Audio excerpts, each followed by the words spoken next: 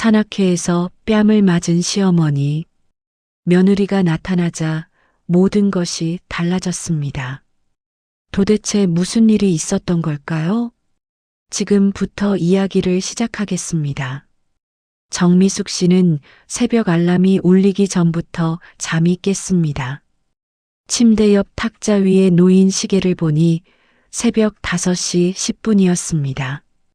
알람은 5시 30분으로 맞춰져 있었지만 요즘 들어 알람보다 먼저 눈이 떠지는 날이 많았습니다. 잠자리는 늘 그렇듯 조용했고 집안에는 그녀 혼자뿐이었습니다. 남편이 세상을 떠난 뒤부터 이 집은 이상하게 커진 것처럼 느껴졌고 소리는 점점 줄어들었습니다. 시계 초침 소리, 냉장고 돌아가는 소리, 창밖에서 들려오는 새벽차 소리. 그런 것들이 전부였습니다. 미숙 씨는 천천히 몸을 일으켜 거실로 나왔습니다. 어제 저녁 설거지를 해두었던 그릇들이 말끔히 정리되어 있었고 식탁 위에는 아무것도 없었습니다. 혼자 사는 집은 언제나 깨끗했습니다. 어지를 일이 없었기 때문입니다. 미숙 씨에게 산악회는 단순한 운동 모임이 아니었습니다. 누군가와 함께 아침을 맞고 누군가의 안부를 묻고 하루를 시작했다는 느낌을 주는 거의 유일한 공간이었습니다. 일주일에 2번, 수요일과 토요일. 그 이틀만큼은 집 밖에 나갈 이유가 생겼고 옷을 갈아입을 이유가 생겼습니다. 간단히 아침을 먹고 화장실에 다녀온 뒤 미숙 씨는 방으로 들어가 옷을 꺼냈습니다. 며느리가 몇 달 전 명절에 보내준 등산복이었습니다. 택배 상자를 열었을 때 미숙 씨는 한참을 그 옷을 바라보기만 했습니다. 고마우면서도 조금 부담스러웠습니다. 며느리의 마음이 느껴지는 동시에 이 옷을 입고 나갔을 때 사람들이 뭐라고 할까 하는 걱정도 들었습니다. 거울 앞에 서서 천천히 옷을 입어보며 미숙 씨는 괜히 옷자락을 한 번 더 매만졌습니다.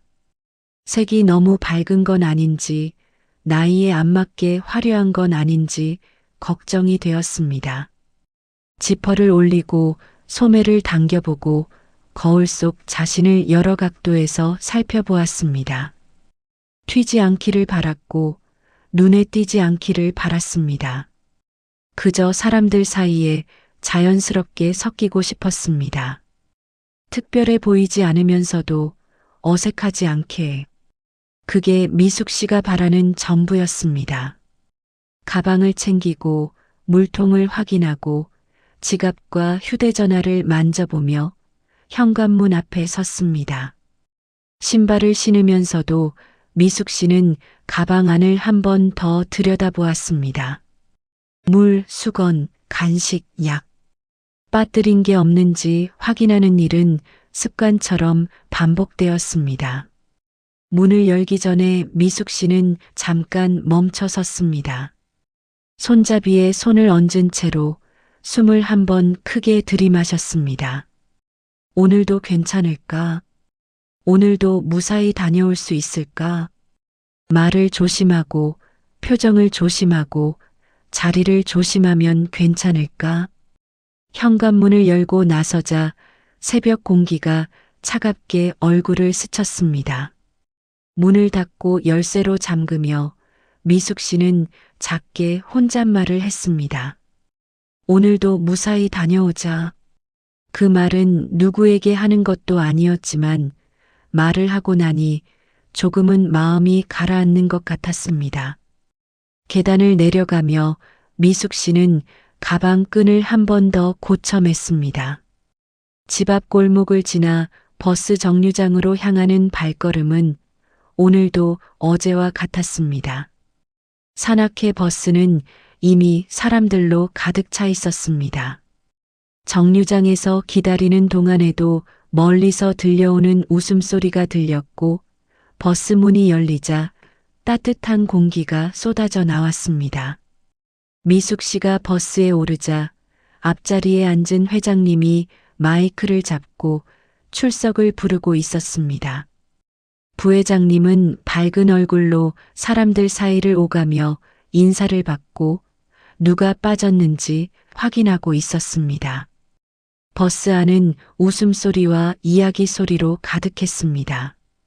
누군가는 지난주 등산 이야기를 하고 있었고 누군가는 새로 산 등산 장비 자랑을 하고 있었습니다. 미숙 씨는 창가 자리에 조용히 앉았습니다. 가방을 무릎 위에 올려놓고 창밖을 바라보며 숨을 고르려 했습니다.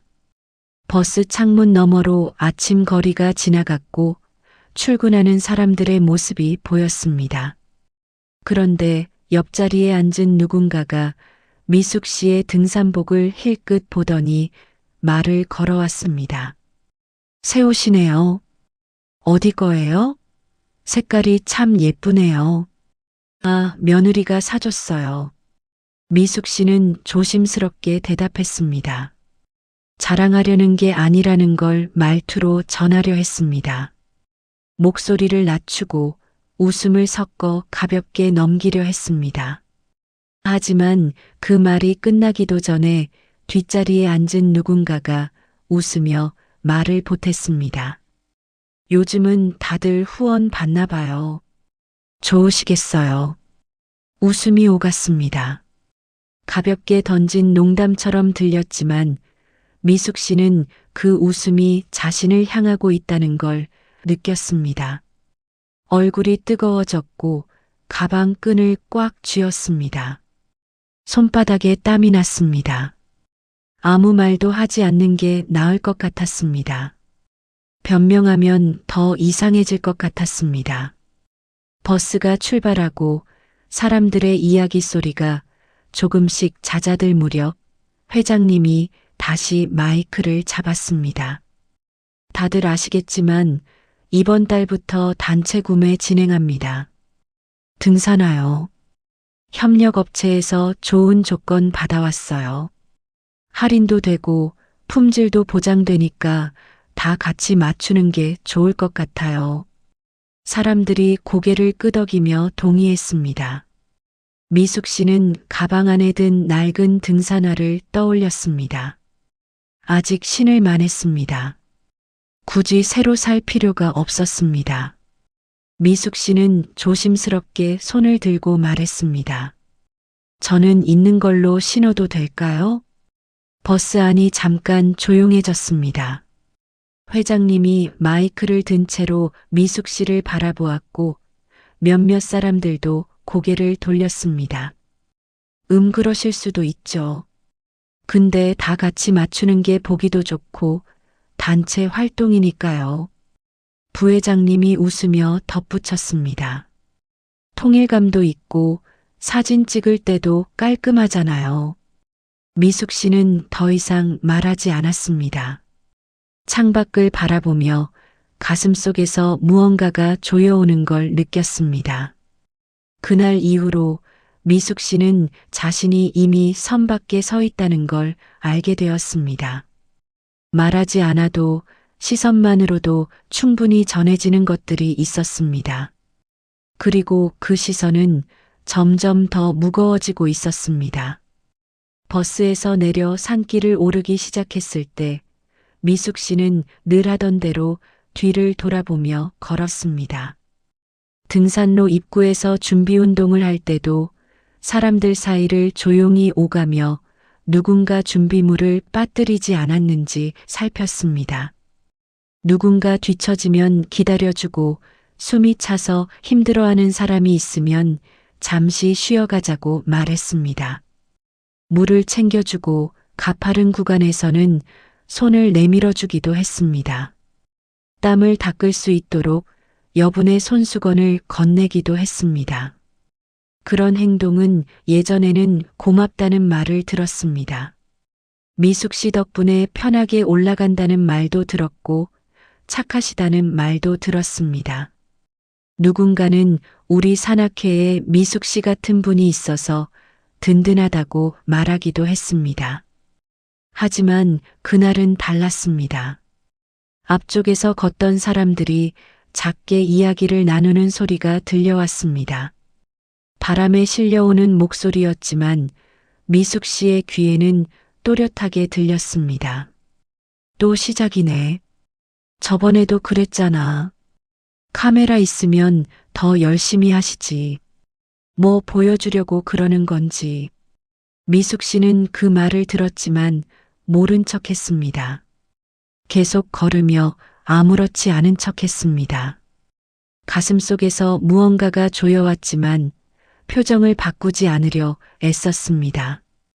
발걸음을 멈추지 않고 시선을 바닥에 고정한 채 한 걸음씩 나아갔습니다. 산에서는 말보다 호흡이 중요하다고 스스로를 다독였습니다. 사람들과 거리를 두고 걸으며 나무와 돌과 하늘만 바라보았습니다. 등산로 옆으로 피어 있는 작은 들꽃을 보았고 이끼 낀 돌을 지나쳤습니다. 그렇게 하면 조금은 마음이 가라앉을 것 같았습니다. 하지만 아무리 다른 것을 보려 해도 귓가에 맴도는 말들은 쉽게 사라지지 않았습니다. 하지만 침묵이 쌓일수록 산길은 점점 더 가팔라졌습니다. 발걸음이 무거워졌고 숨이 더 가빠졌습니다. 같은 산인데 오늘은 유난히 힘들게 느껴졌습니다. 다리가 무겁고 가슴이 답답했습니다. 중간쯤 올라갔을 때 한 사람이 돌부리에 걸려 넘어질 뻔했습니다. 미숙 씨가 재빨리 손을 내밀어 팔을 잡아주었습니다. 괜찮으세요? 다치신 데는 없으세요? 네. 고마워요. 그 사람은 고맙다고 말했지만 시선은 다른 곳을 향했습니다. 미숙 씨의 눈을 마주치지 않았고 손을 놓자마자 서둘러 앞으로 걸어갔습니다. 그 뒷모습을 보며 미숙 씨는 알 수 있었습니다. 자신의 도움이 이제는 부담이 되고 있다는 것을, 고마움이 아니라 불편함으로 받아들여지고 있다는 것을. 정상까지 가는 동안 미숙 씨는 점점 더 뒤처졌습니다. 일부러 천천히 걸었습니다. 사람들과 거리를 두고 싶었고 누군가의 말을 듣지 않고 싶었습니다. 나뭇가지 사이로 스며드는 햇빛을 바라보고 바람에 흔들리는 나뭇잎 소리에 귀를 기울였습니다. 혼자 걷는 것이 그날만큼은 더 편했습니다. 아무도 미숙 씨를 기다리지 않았고 미숙 씨도 아무도 기다리지 않았습니다. 정상에 도착했을 때 사람들은 자연스럽게 사진을 찍기 위해 모였습니다. 숨을 고르고 땀을 닦고 가방을 내려놓은 뒤였습니다. 누군가는 휴대전화를 꺼내 풍경을 먼저 찍었고 누군가는 단체 사진을 찍자고 제안했습니다. 오늘 날씨 좋은데 다 같이 찍어요. 산악회 단톡방에도 올리고. 사람들이 웃으며 자리를 잡기 시작했습니다. 회장님과 부회장님은 자연스럽게 중앙에 섰고 다른 사람들이 그 양옆으로 모였습니다. 미숙 씨는 가장자리에 섰습니다. 원래 늘 서던 자리였습니다. 앞에 나서지 않고 사람들 뒤에서 조용히 있는 것이 편했습니다. 눈에 띄지 않으면 말을 들을 일도 없을 거라고 생각했습니다. 카메라를 든 사람이 손짓하며 자리를 조정하기 시작했습니다. 앞줄 분들 조금만 낮게 앉으세요. 네, 그렇게요. 뒷줄은 더 붙어서 서주세요. 화면에 다 들어와야죠. 사람들이 움직였고 미숙 씨도 한 걸음 옆으로 이동했습니다. 그런데 카메라를 든 사람이 화면을 보더니 다시 말했습니다. 저기 미숙 씨, 조금만 더 뒤로 가주세요. 네. 미숙 씨는 한 걸음 더 물러섰습니다. 아니, 거기 서면 얼굴 잘 안 나와요. 조금만 더 뒤로요. 한 걸음, 또 한 걸음. 미숙 씨는 사람들 뒤로 점점 밀려났습니다. 다른 사람의 어깨 뒤로, 누군가의 등 뒤로. 셔터 소리가 났고 몇 번의 사진이 더 찍혔습니다. 사진을 확인하던 사람들이 휴대전화 화면을 보며 웃으며 말했습니다. 와, 잘 나왔네요. 배경도 예쁘고. 단톡방에 올려야지. 다들 부러워하겠는걸? 미숙 씨는 그 사진을 보지 않았습니다. 보지 않아도 알 수 있었습니다. 사진 속에서 자신은 사람들 사이에 반쯤 가려져 있을 거라는 것을. 얼굴의 절반만 보이고 몸은 거의 보이지 않을 거라는 것을. 그 순간 미숙 씨는 알 수 없는 불안감을 느꼈습니다. 가슴이 답답하고 손끝이 차가워졌습니다. 이 사진이 그저 사진으로 끝나지 않을 것 같은 느낌이었습니다. 무언가 시작되고 있다는 느낌. 자신이 점점 지워지고 있다는 느낌이었습니다. 정상에서 바라본 풍경은 아름다웠습니다. 산 아래로 펼쳐진 도시의 모습, 멀리 보이는 강줄기, 푸른 하늘. 하지만 미숙 씨의 눈에는 아무것도 들어오지 않았습니다. 사람들이 도시락을 꺼내고 간식을 나눠 먹고 이야기를 나눌 때도 미숙 씨는 혼자 조용히 바위에 앉아 물만 마셨습니다. 누군가 말을 걸까봐, 시선이 마주칠까봐 두려웠습니다. 고개를 들지 않고 가방 속 물건을 만지작거리며 시간을 보냈습니다. 하산 준비를 할 때쯤 미숙 씨는 가방을 메고 먼저 일어났습니다. 사람들은 아직 이야기를 나누고 있었고 정상에서 조금 더 시간을 보내려는 것 같았습니다. 하지만 미숙 씨는 더 이상 그 자리에 있고 싶지 않았습니다. 사람들보다 조금 먼저 내려가고 싶었습니다. 혼자 걷고 싶었고 아무 말도 듣고 싶지 않았습니다. 등산로 입구를 향해 천천히 발걸음을 옮기며 미숙 씨는 뒤를 돌아보지 않았습니다. 하산길은 올라갈 때보다 조용했습니다. 사람들은 지친 듯 말수가 줄었고 각자 자신의 속도로 걸어 내려갔습니다. 산을 올라갈 때의 들뜬 분위기는 사라졌고 이제는 집으로 돌아가고 싶다는 마음만 남은 것 같았습니다. 미숙 씨는 중간쯤에서 걸었습니다. 너무 앞서지도 너무 뒤처지지도 않으려 애쓰며 발걸음을 조절했습니다. 돌부리를 조심하고 경사진 길을 천천히 내려가며 무릎에 무리가 가지 않도록 신경 썼습니다. 중간 지점에 마련된 쉼터에서 잠깐 쉬어가기로 했을 때 회장님이 다시 이야기를 꺼냈습니다. 사람들이 벤치에 앉아 물을 마시고 수건으로 땀을 닦으며 숨을 고를 때였습니다. 다들 아시겠지만 다음 달에 구청에서 지원금 신청해야 합니다. 회장님이 가방에서 서류 몇 장을 꺼내 보이며 말을 이었습니다. 봉사활동 사진이 필요한데 다음 주 토요일에 하천 정리 봉사 갈 거예요. 다들 꼭 참석해 주세요. 이거 없으면 지원금 못 받아요. 형광 조끼, 집게, 쓰레기 봉투. 미숙 씨는 그 모습을 상상하며 무릎을 만져보았습니다. 요즘 들어 무릎이 좋지 않았습니다. 오래 걷거나 쪼그려 앉으면 통증이 왔고 일어설 때도 불편했습니다. 병원에 가야 한다고 생각하면서도 미루고 있었습니다.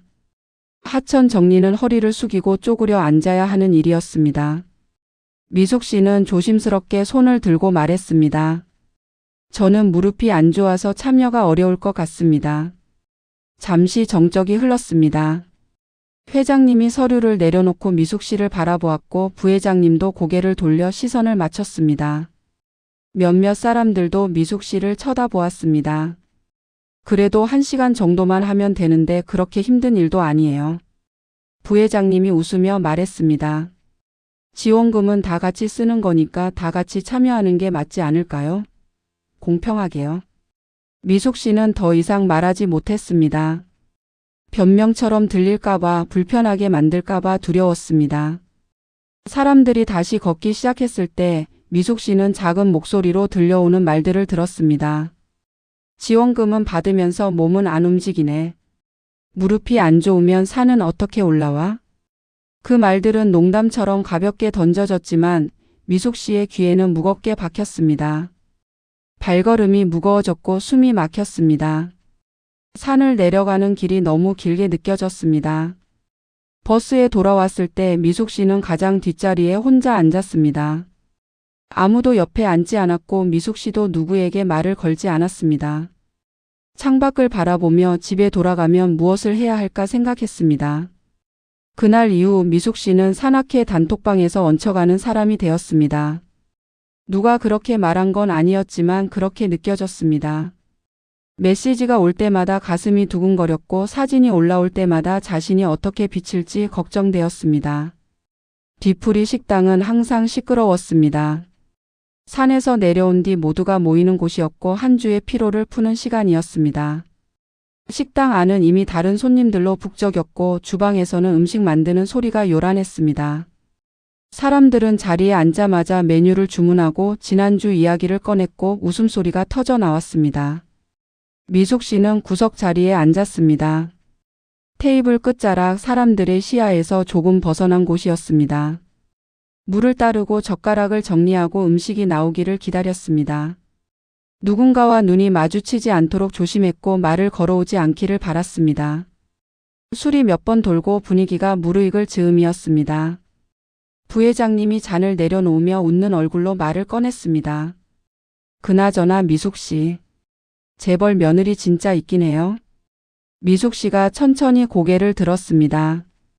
가슴이 철렁 내려앉았습니다. 테이블 위의 시선이 미숙 씨에게 모였습니다. 웃음소리가 잦아들었고 젓가락 소리도 멈췄습니다. 미숙 씨는 손에 쥔 젓가락을 천천히 내려놓았습니다. 한 번도 못 봤잖아요, 우리가. 누군가가 거들었습니다. 사진도 없고 이름도 몰라요. 내 며느리는 바빠서요. 회사 일이 많아서요. 미숙 씨가 조심스럽게 말했습니다. 목소리가 떨렸습니다. 바쁘긴 뭐가 바빠요. 한 번도 안 보이면 좀 이상하지 않아요?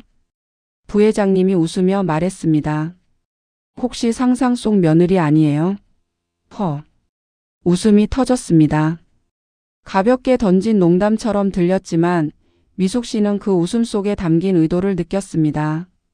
아니에요. 정말 있어요. 미숙 씨는 목소리를 가다듬으며 말했습니다. 하지만 말을 하면 할수록 변명처럼 들렸습니다. 그래도 명절 때는 보셨겠네요. 내 명절에 왔다 갔어요. 그럼 사진 한 장 있겠네요. 보여주세요. 우리도 궁금한데. 회장님이 말했습니다.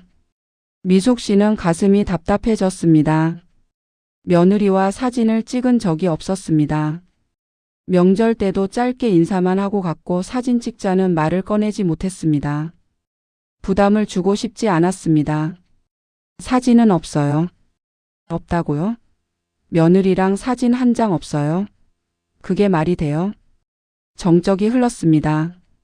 누군가는 고개를 갸우뚱했고 누군가는 의미심장한 눈빛을 교환했습니다. 미숙 씨는 떨리는 손으로 물을 한 모금 마셨습니다. 손이 떨렸고 컵을 내려놓는 소리가 유난히 크게 들렸습니다. 숨을 쉬기가 힘들었습니다. 그날 밤 미숙 씨는 뒤풀이 자리에서 가장 먼저 일어났습니다. 몸이 좀 안 좋아서 먼저 들어가 볼게요. 아무도 말리지 않았습니다. 네, 조심히 들어가세요. 짧은 인사만 돌아왔을 뿐입니다. 식당 문을 나서며 미숙 씨는 뒤에서 들려오는 웃음소리를 들었습니다. 자신에 대한 이야기가 시작되고 있다는 걸 알았습니다. 누군가는 고개를 흔들고 누군가는 휴대전화를 꺼내 들었습니다. 다음 주 산악회는 평소와 달랐습니다. 미숙 씨가 버스에 올랐을 때 사람들의 시선이 달라져 있었습니다. 누군가는 고개를 돌렸고 누군가는 힐끗 보고는 옆 사람에게 뭔가 속삭였습니다. 누군가는 휴대전화를 보는 척하며 시선을 피했습니다. 미숙 씨는 늘 앉던 자리에 앉으려 했지만 그 자리에는 이미 누군가의 가방이 놓여 있었습니다. 아, 거기 자리 있어요. 친구 앉기로 했어요. 누군가가 말했습니다. 미숙 씨는 아무 말 없이 다른 자리로 옮겼습니다. 버스 맨 뒷자리 아무도 앉지 않는 자리였습니다. 버스가 출발하는 동안 미숙 씨는 창밖만 바라보았습니다. 앞쪽에서 들려오는 웃음소리, 이야기 소리. 그 속에 자신의 이름이 들어 있을 것 같았습니다. 산을 오르는 동안 미숙 씨는 혼자 걸었습니다. 앞에서도 뒤에서도 아무도 함께 걷지 않았습니다. 예전처럼 누군가를 도와주려 해도 사람들은 괜찮아요라며 거절했습니다. 물을 건네려 해도 있어요라며 손을 저었습니다. 정상에 도착했을 때도 사람들은 미숙 씨와 거리를 두고 모였습니다. 사진을 찍을 때도 미숙 씨는 프레임 밖에 서 있었습니다. 하산 후 뒤풀이 자리. 미숙 씨는 참석하지 않으려 했습니다. 가방을 메고 집으로 가려는데 회장님이 앞을 막아섰습니다. 오늘은 중요한 이야기가 있으니까 꼭 와야 해요. 미숙 씨 관련된 일이에요. 미숙 씨는 거절할 수 없었습니다. 가슴이 두근거렸고 다리가 떨렸습니다. 식당에 모였을 때 분위기는 무거웠습니다. 사람들은 미숙 씨가 앉을 자리를 비워두었습니다. 테이블 한가운데 모두의 시선이 모이는 곳이었습니다. 회장님이 먼저 말을 꺼냈습니다. 오늘은 솔직하게 이야기해 봅시다.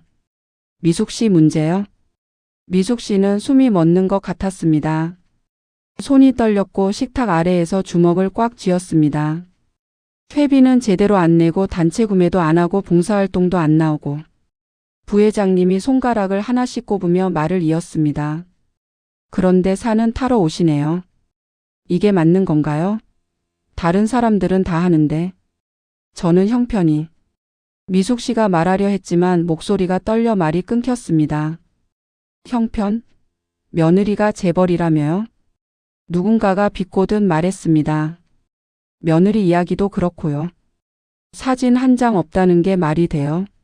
솔직히 좀 이상하잖아요. 거짓말 아니에요? 여러 목소리가 쏟아졌습니다. 미숙 씨는 그 자리에 혼자 앉아 있었습니다. 변명할 수도 설명할 수도 없었습니다. 어떤 말을 해도 믿지 않을 것 같았습니다. 이 모임에 어울리는지 한번 정리하죠. 우리끼리 얘기해 봅시다. 회장님이 웃으며 말했고 몇몇 사람들은 고개를 끄덕였습니다. 동의하시는 분? 손이 몇 개 올라갔습니다. 미숙 씨는 그 자리에 혼자 앉아 있었습니다. 누군가의 뒤도 앞도 아니었습니다. 완전히 혼자였습니다. 식탁 위에 물잔을 바라보며 미숙 씨는 눈물이 날 것 같았지만 참았습니다. 여기서 울면 안 된다고 생각했습니다. 식당 안의 공기는 점점 무거워졌습니다. 사람들의 말은 계속되었고 목소리는 점점 커졌습니다. 미숙 씨는 그저 고개를 숙이고 있을 수밖에 없었습니다. 손은 무릎 위에서 떨리고 있었고 숨쉬기가 힘들었습니다. 솔직히 말해봐요. 며느리 진짜 있어요? 우리한테 거짓말한 거 아니에요? 부회장님이 테이블을 손으로 툭 치며 말했습니다. 우리 바보 아니에요. 다 알아요. 지어낸 거잖아요. 미숙 씨는 떨리는 목소리로 대답했습니다. 정말 있어요. 거짓말 아니에요. 정말이에요. 목소리가 갈라졌습니다. 그럼 증거를 보여주세요.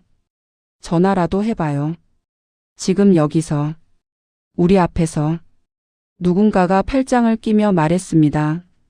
미숙 씨는 가방에서 떨리는 손으로 휴대전화를 꺼냈습니다. 손이 떨렸고 화면이 흐릿하게 보였습니다. 눈물이 맺혔지만 참았습니다. 며느리의 번호를 눌렀지만 전화를 거는 버튼을 누를 용기가 나지 않았습니다. 지금 이 순간에 이런 일로 며느리를 귀찮게 할 수 없었습니다. 뭐해요? 빨리 전화 안 해요? 못 거는 거 아니에요? 부회장님의 목소리가 날카로워졌습니다. 미숙 씨는 휴대전화를 천천히 내려놓았습니다. 지금은 회의 중일 거예요. 방해하고 싶지 않아요. 또 핑계네요. 핑계 그만하세요. 부회장님이 소리를 높였습니다. 거짓말쟁이. 우릴 바보로 만들었어요. 그 말에 미숙 씨는 고개를 들었습니다. 눈물이 그렁그렁 맺혀 있었지만 목소리는 떨림 속에서도 분명했습니다. 그만하세요. 미숙 씨의 목소리였습니다. 작았지만 확실했습니다. 식당 안이 잠깐 조용해졌습니다. 부회장님이 눈을 가늘게 뜨며 물었습니다. 뭐라고요? 지금 나한테 뭐라고 한 거예요? 그만하세요. 이제 그만 좀 하세요. 제발요. 미숙 씨의 목소리가 조금 더 커졌습니다. 그 순간이었습니다. 부회장님의 손이 빠르게 올라갔습니다. 아무도 예상하지 못한 순간이었습니다. 따가. 날카로운 소리가 식당 안에 울렸습니다. 미숙 씨의 얼굴이 옆으로 돌아갔습니다. 뺨이 화끈거렸고 귀가 멍멍했습니다. 눈앞이 하얗게 변했습니다. 식당 안이 조용해졌습니다. 숨소리조차 들리지 않았습니다. 아무도 말하지 않았습니다. 아무도 일어나지 않았습니다. 아무도 말리지 않았습니다. 구석 테이블에 앉아 있던 누군가는 휴대전화를 들고 있었습니다. 화면이 켜져 있었고 빨간 녹화 표시가 깜박이고 있었습니다. 미숙 씨는 천천히 자리에서 일어났습니다. 다리가 후들거렸지만 넘어지지 않으려 애썼습니다. 가방을 들고 식당 문을 향해 걸어갔습니다. 한 걸음 한 걸음. 아무도 붙잡지 않았고 아무도 사과하지 않았습니다. 아무도 미안하다고 말하지 않았습니다. 문 손잡이를 잡는 미숙 씨의 손은 여전히 떨리고 있었습니다. 문을 열고 나가는 미숙 씨의 뒷모습을 아무도 바라보지 않았습니다.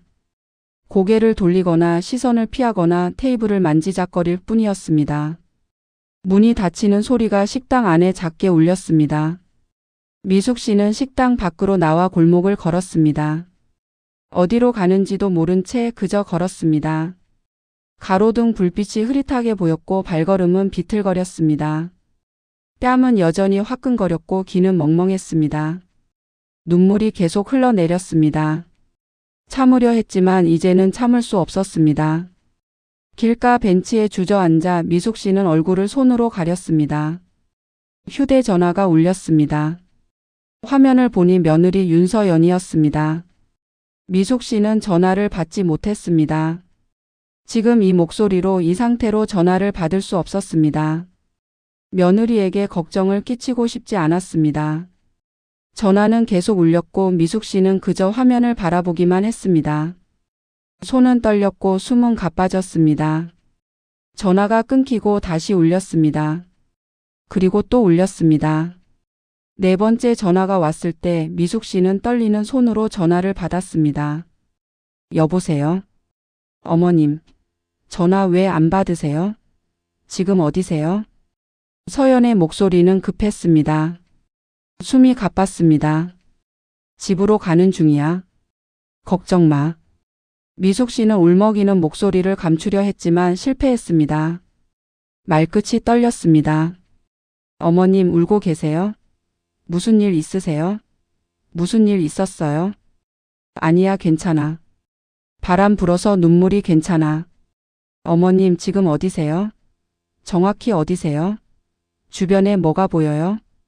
미숙 씨가 주변을 둘러보며 대답하려는 순간 서연이 말했습니다. 기다리세요. 움직이지 마세요. 제가 지금 바로 갈게요. 전화가 끊겼습니다. 30분쯤 지났을까?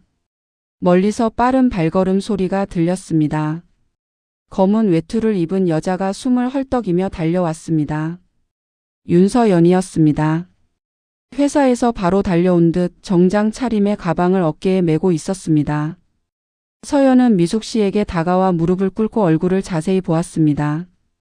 붉게 부은 뺨, 마른 눈물 자국, 떨리는 손, 흐트러진 머리. 누가 그랬어요? 서연의 목소리는 차가웠습니다. 손은 주먹을 쥐고 있었습니다. 아니야, 괜찮아. 어머님, 누가 어머님 뺨을 때렸어요? 미숙 씨는 대답하지 못했습니다. 서연은 미숙 씨의 손을 잡았습니다. 식당이 어디예요? 서연아, 그냥 가자. 괜찮아. 어디예요? 미숙 씨는 고개를 돌려 식당 방향을 가리켰습니다. 서연은 미숙 씨의 손을 꽉 잡고 걸었습니다. 식당 문이 열렸습니다. 여자가 들어왔습니다. 검은 외투, 단정한 태도, 차가운 표정. 제 시어머니 뺨을 누가 때렸죠? 아무도 대답하지 않았습니다. 서연은 테이블 하나하나를 천천히 바라보았습니다. 대답 안 하시면 여기 계신 분 전부 고소합니다. 폭행방 조제로요. 부회장님이 자리에서 일어났습니다. 누구세요, 당신? 윤서연입니다. 정미숙 씨의 며느리요. 식당 안이 조용해졌습니다. 서연은 소리치지 않았습니다. 그저 미숙 씨의 손을 잡고 밖으로 나갔습니다. 그 선택이 모든 것을 바꾸기 시작했습니다. 그날 밤 미숙 씨는 서연의 차를 타고 집으로 돌아왔습니다. 서연은 운전하는 내내 아무 말도 하지 않았지만 신호등에 멈출 때마다 손을 꽉 잡아주었습니다. 집에 도착해 미숙 씨가 쉬는 동안 서연은 거실에서 노트북을 펼쳤습니다.